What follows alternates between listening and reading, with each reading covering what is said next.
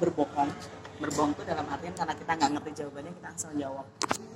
Mendingan kita minta waktu. Boleh nggak? Nanti deh kita diskusi jam 5 sore. Mama cari tahu dulu jawabannya. Itu lebih masuk akal buat mereka daripada kita asal ngasih jawaban. Suatu hari dia nemuin, dia pasti akan bilang mama bohong. Jadi mendingan kita minta waktu. Toh mereka anak-anak ini kadang-kadang kita merasa anak-anak ini nggak bisa diajak diskusi, tapi sebenarnya bisa diajak ngomong. Nah itu persisten. Persisten ini punya 12 sub karakter. Clarity, comprehend, sintetis ada tadi, lihat sekilas, excellent, different, considerate, thinker, manager, analyze, create, composite, divide, sama varian. Ini beda-beda lagi jenisnya. Nanti aku jelasin masing-masing. Nah kemudian karakter yang kedua adalah yang modeler. Jadi yang modeler ini ciri utama biasanya pas kita ajak untuk masuk ke area baru, dia pegang rok mamanya, nggak berani langsung. Kalau persisten begitu masuk ke komunitas baru langsung lari dia, udah langsung udah nggak inget namanya. Kadang-kala begitu, bahkan bahasa kasihnya pun beda. Anak-anak persisten biasanya jarang suka dipeluk, jarang suka dicium, jarang suka bahasa pun nggak terlalu suka dipeluk, nggak terlalu suka dicium. Sabodoto biasanya. Kalau beda dengan anak modeler, nah anak modeler ini biasanya kalau komunitas baru dia masih ngumpet di balik mamanya, dia masih butuh waktu untuk adaptasi. Tapi begitu mereka sudah sampai ke satu komunitas yang merasa fit in, biasanya susah dilepas dari situ. Itu anak-anak modeler. Biasanya pasti di awal, tapi kalau sudah berbaur, apalagi ini satu yang kesamaan gitu ya dengan teman-temannya, dia akan oke. Makanya biasanya saya agak kurang setuju kalau di TK-TK itu anak-anak kecil ataupun di playgroup ataupun di nursery yang anaknya lagi rewel mau masuk dipaksa pisah. Itu saya nggak terlalu suka. Saya biasanya akan ngomelin gurunya kalau dia memaksa seperti itu karena tiap anak punya karakter yang berbeda. Jadi kalau karakter yang model ini kuncinya adalah aman. Dia harus merasa safe dulu. Yang kedua dia harus merasa nyaman dulu. Yang ketiga dia harus enjoy dulu. Artinya dia sedang mencari figur yang menggantikan mamanya di komunitas itu. Nah kalau itu langsung dekat, yang akan muncul di jiwanya itu adalah rasa tidak nyaman. Sehingga kalau suatu hari tiba-tiba pas sekolah rewel, bisa jadi ingatan yang nggak nyaman itu mungkin muncul lagi. Itu sangat memungkinkan karena kan di kita ini memori. Halo, sudah keluar ternyata. Iya. Aku lanjut dulu nggak apa-apa ya? Iya nggak apa-apa. Oh lagi jelasin yang karakternya ya. Baru yang kedua. Aku ini sekilas dulu sebentar ya, biar Mama Darren ada gambaran. Jadi tadi kita jelasin karakter yang tadi aku sempat jelasin itu ada 4, ada persistence, ada modeler, kemudian ada absorber, sama ada satu lagi ini reverse. Nah kalau persisten itu kita gambarkan sebagai batu karang, karena mereka yang punya karakter persisten itu bekerja berdasarkan logika dan bukti nyata. Jadi pola pikirnya tuh jika maka. Terus kalau ciri utamanya tuh anak-anak itu biasanya kalau nanya nggak ada habisnya sampai kita pusing menjawabnya. Dari A sampai Z itu teritul gitu. Nah terus dia nggak bisa dijanjiin, karena kalau anak-anak ini dikasih janji biasanya akan nuntut sampai ujung dunia. Kalau nggak dikasih mungkin sekali 2 kali nggak apa-apa, tapi begitu 3 kali 4 kali dia nggak akan percaya lagi dengan kita. Nah itu kadang-kadang saya tekankan karena efeknya ke bonding kita dengan mereka.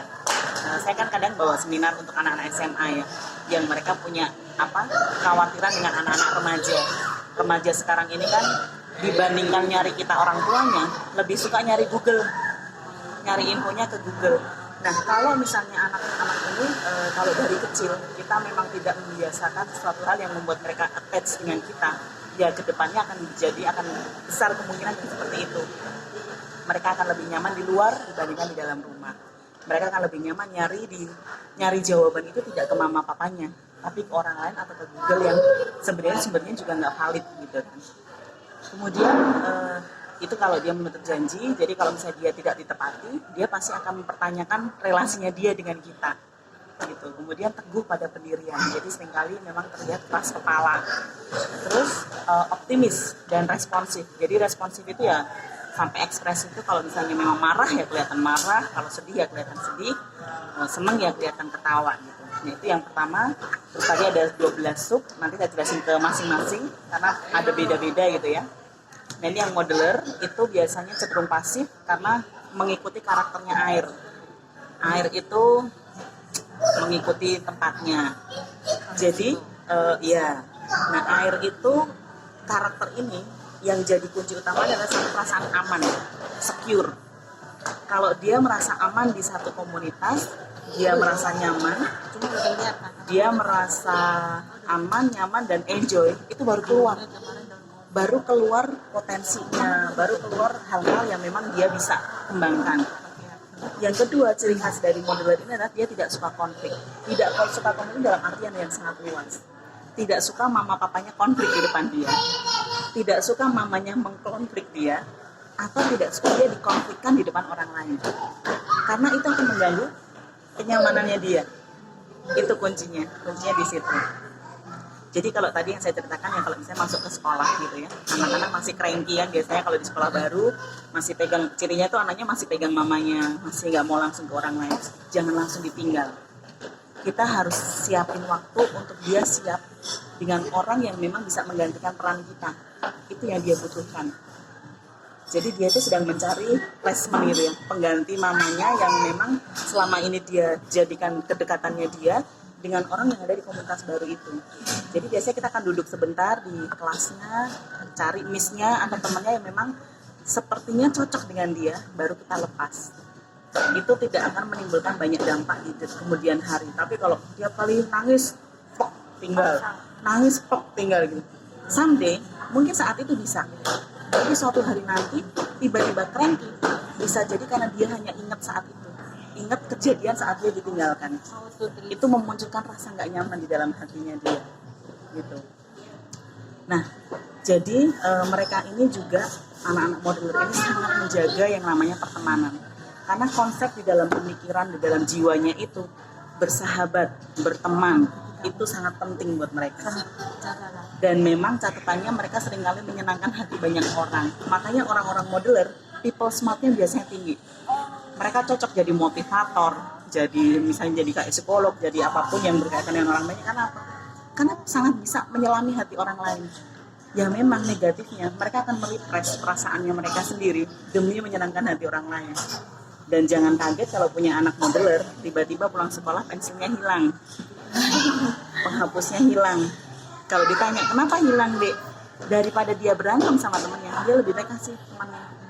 Saya di rumah sampai punya stok, karena anak saya yang pertama modeler murni. Saya punya stok penghapus, itu satu box gitu. Karena hampir setiap hari pasti pulang hilang. Itu udah sering banget. Dan dia sebenarnya pribadi yang menyenangkan. Cuman kalau memang tidak nyaman itu seringkali lebih cepat cranky-nya dibanding anak persisten. Jadi biasanya rewelnya itu bikin kita udah gedek duluan. Sedangkan mereka ini kan tadi kuncinya nyaman, aman, enjoy gitu ya. Nah kadang kalau mereka udah rewel, kita udah emosi. Dengan kita emosi, bikin mereka makin gak nyaman, makin rewel lagi gitu. Jadi memang untuk anak-anak ini kita perlu waktu yang agak relatif lebih lama dibanding anak persisten. Kalau anak persisten biasanya bodo amat. Nggak, kalau misalnya dia punya, yang penting dia udah oke gitu, itu nggak rewel, nggak gampang rewel. Cuman kalau anak modeler itu memang ya karena berkaitan dengan afeksinya itu sangat mendominasi. Untuk anak-anak ini memang kita sebutnya agak sedikit kayak bunglon. Anak bunglon menyesuaikan diri pada tempatnya itu suka kadang-kala kebablasan. Jadi kalau lingkungannya hijau, dia akan serapnya hijaunya lebih hijau lagi. Kalau dewasa, orang-orang modeler ini dia dalam tes kami, itu adalah orang yang pasti pertama kali begitu dites keluar hasilnya dia akan bilang itu bukan saya. Karena apa? Karena dia udah kebentuk oleh lingkungannya. Kalau lingkungan sekitarnya orang-orang persisten, dia akan lebih batuk daripada orang sekitarnya. Kalau sekitarnya orang-orangnya kalem, dia lebih kalem biasanya dari orang-orang sekitarnya. Gitu. Nah, jadi mereka ini butuh role model. Karena mereka biasanya anak model itu banyak maunya. Ini bagus pengen, ini bagus pengen. Tapi jangan cemas juga. Anak modeler biasanya di multiple intelligence-nya nggak terlalu banyak yang menonjol. Tapi positifnya adalah mereka ini karena punya karakter bunglon, penirunya sangat tinggi. Jadi niru itu adalah cara belajarnya dia. Sehingga kalau anak model, kalau misalnya anak persisten, itu biasanya butuh persetujuan dia untuk mau melakukan sesuatu. Kalau modeler begitu dia ngeliat, dia cepet banget untuk nirunya. Belajar bahasa Inggris nggak usah dilesin, dia cuma lihat TV gitu, biasanya bisa ngikutin. Yang penting dia memang punya minat ke sana. Ini lebih gampang ngarahinnya. Bahkan untuk belajar pun biasanya lebih gampang anak modeler itu. Karena dengan niru aja, mereka punya kemampuan nirunya tinggi. Sehingga kalau punya, misalnya kita nanti punya putra-putri yang modeler, itu lebih baik kalau misalnya kita mau kasih dia les, itu jangan yang tanggung-tanggung. Misalnya les bahasa Inggris, kita kasih ke miss yang biasanya ada campur Singlish gitu ya. Bahasanya masih bahasa Inggris campur aduk bahasa Korea, bahasa Indonesia. Ya gitu, sayang. Langsung native gitu. Ya, mendingan yang bagus sekalian. Karena mereka punya potensi nirunya tinggi. Biasanya kalau mereka ditaruh di tempat yang memang bagus, dia akan jadi lebih bagus. Kemudian pembentukan karakternya sangat dipengaruhi oleh lingkungan. Jadi memang lingkungan itu menjadi satu faktor yang kita harus kontrol. Karena mereka benar-benar sangat terpengaruh oleh lingkungan di sekitarnya mereka.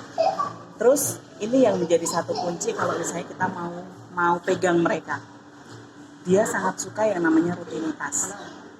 Jadi kalau modeler itu, kalau biasanya kalau kita kasih jadwal, itu dia akan sangat patuh. Kalau kita kasih ini boleh, ini nggak boleh, dia biasanya akan sangat patuh dengan itu, sangat pegang. Karena kenapa dia sangat patuh? Karena kalau dia melanggar, ini pasti saya akan kena marah. Itu kan suatu hal yang membuat dia nggak nyaman. Jadi dia akan sangat mematuhi. Nah, rutinitas ini bisa menjadi salah satu hal yang untuk mengunci mereka. Pada saat kalau anak persisten itu kan kita masih value saat kecil akan dia bawa sampai gede. Kalau anak modeler kita kasih value sekarang, gede dia kena, itu gampang terombang-ambing. Tapi kalau rutinitas, nah itu kan kena ke afeksinya dia. Contoh misalnya kayak sore jam 3 dia belajar, jam 4 misalnya istirahat, jam 5 main, jam 6 jam 7 mau bobo gitu, kita doa dulu.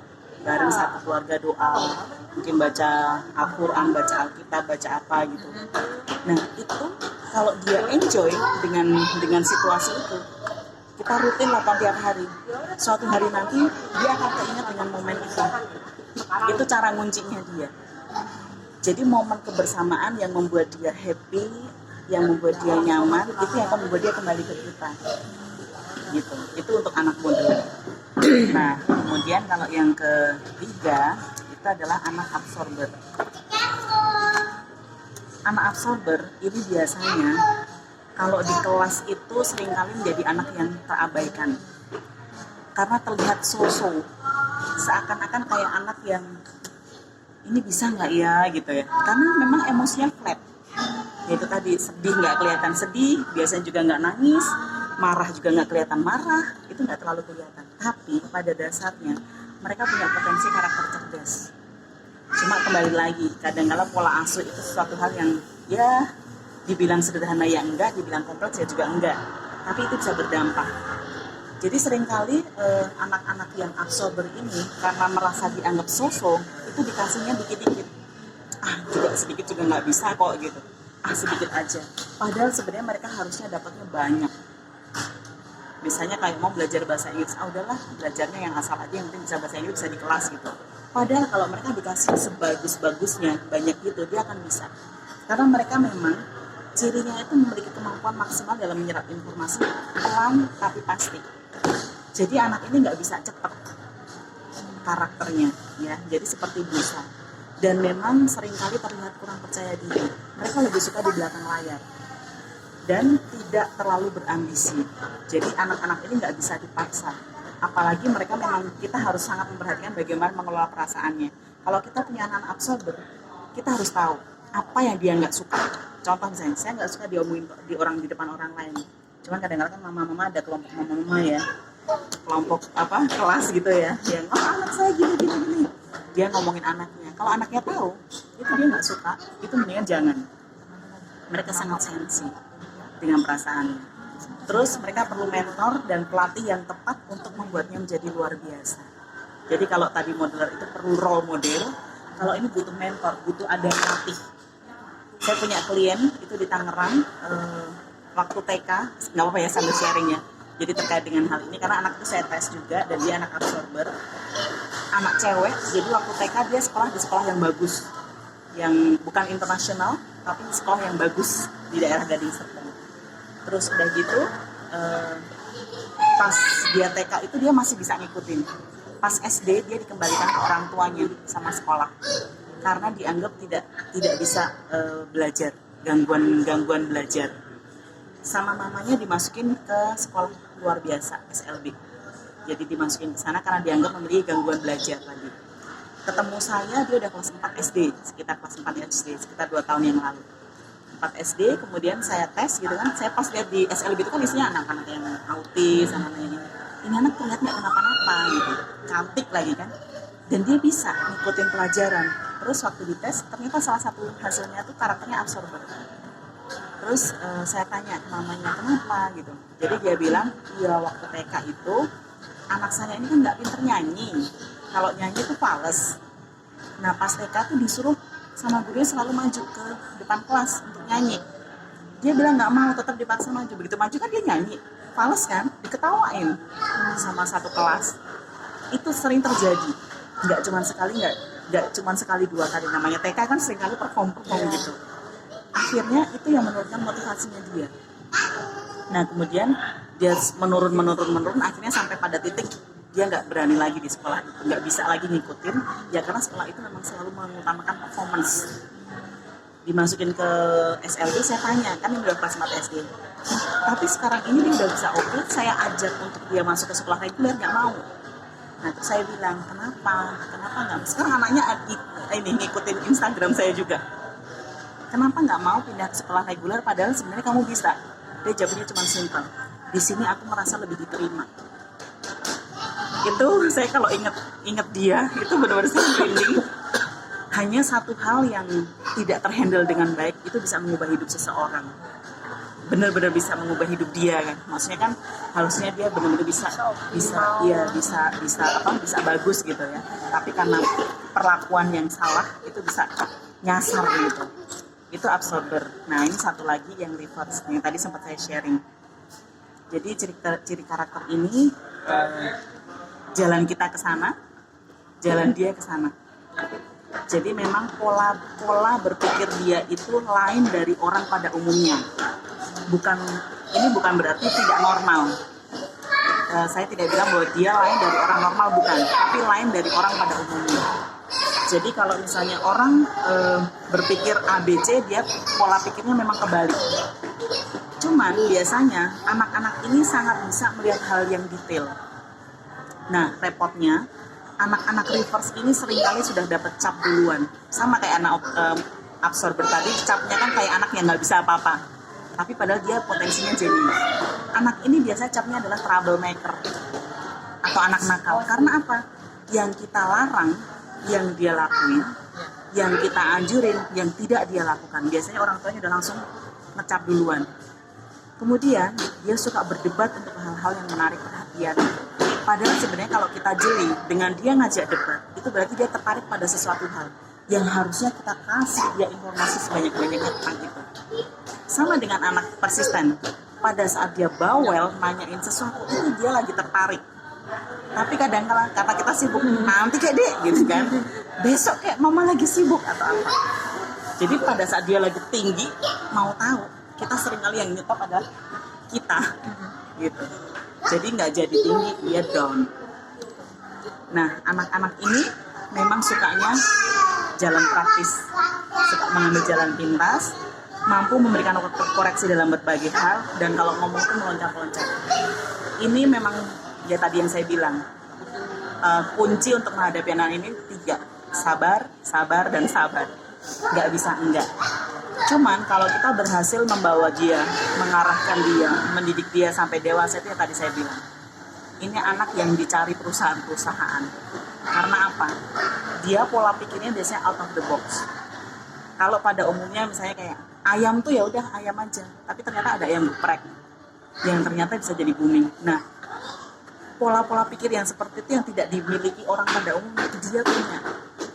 Cuman ya itu kadang-kadang nggak tahan untuk mengantarkan mereka sampai ke sana karena udah terlanjur ngejudge, Sama seperti yang teman tadi saya tadi tuh, yang masih SMP, jadi udah full tato, full, padahal dimasukin ke pondok pesantren. Itu udah nggak ngefek, karena cap dari orang tuanya itu yang sudah lebih mengena di dalam pikirannya dia gitu. Nah itu, ini gambaran karakter reverse. Yang lain pakai baju hitam, biasanya dia akan lain sendiri. Dek mandi gitu, dia nanti nih, dek mandi nanti, udah nggak usah mandi, lari dia mandi. Jadi apa yang kita larang, biasanya malah justru yang dia lakukan, karakter reverse. Nah yang kedua, ini nanti akan kelihatan dari gaya belajarnya. Jadi di bagian depan sini kita akan kasih gambaran tentang learning style-nya dia, mana yang paling dominan. Jadi gaya belajar ada 3, ada visual learner, auditory learner, sama kinestetik. Visual itu memang anak-anak yang pola belajarnya itu lebih kuat dengan mata, dengan melihat. Jadi kalau kita punya putra-putri yang visual learner, itu sebenarnya kalau membuat mereka belajar itu gampang. Kita tinggal cari materi yang dia lagi mau belajarin, dibuat dalam konsep yang warna-warni, ditempel di tembok kamarnya dia, itu dia akan sering baca, itu dia akan ingat. Misalnya kalau lagi belajar membaca, lagi belajar ABCD, itu akan lebih cepat. Nah, anak-anak ini pada saat dewasa dikasih buku itu bisa, karena dia membaca itu menjadi satu hal yang dia memang mampu untuk memahami.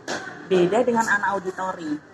Nah, ini kalau sekolah-sekolah umum biasanya masih jarang mengakomodasi ketiga jenis gaya belajar. Biasanya yang dipakai adalah yang visual. Padahal kalau anak auditori, nah ini biasanya juga kena cap lagi. Kalau di kelas ada anak-anak yang belajar dengan ngomong terus, dermimil gitu ya. Jadi kalau baca tuh dia suka sambil diomongin kencang gitu. Itu ciri khas dari anak auditori. Karena apa? Karena dari indera dia yang paling kuat itu adalah telinga. Dia perlu mendengar. Jadi makanya dia mengebacanya itu harus dikencengin. Anak auditori, kalau misalnya nanti putra-putri Bapak Ibu ini udah SD atau SMP gitu, mau ujian gitu. Kalau anak visual kita kasih buku, dia bisa baca. Dia bisa pakai stabilo warna-warni, dia bisa ngikutin. Anak auditori dikasih buku, baca halaman pertama sampai halaman 20, halaman 20, baru kebaca halaman yang pertama dia udah lupa. Karena bukan tipenya ke situ. Makanya kalau auditori biasanya butuh dibacakan atau diajak diskusi. Jadi pas mau ujian, kita bikinin rangkuman, dibacain, atau dia baca keras gitu, kita ajak diskusi. Itu lebih manjur dibanding dia hanya kita kasih setumpuk buku. Udah. Itu udah dipakai buat bantal tidur sama dia. Nah, yang ketiga, ini anak auditori. Biasanya di kelas sama gurunya, kalau gurunya yang nggak paham, dibilang anak yang berisik. Dan seperti tadi, berkaitan dengan karakter, kalau anaknya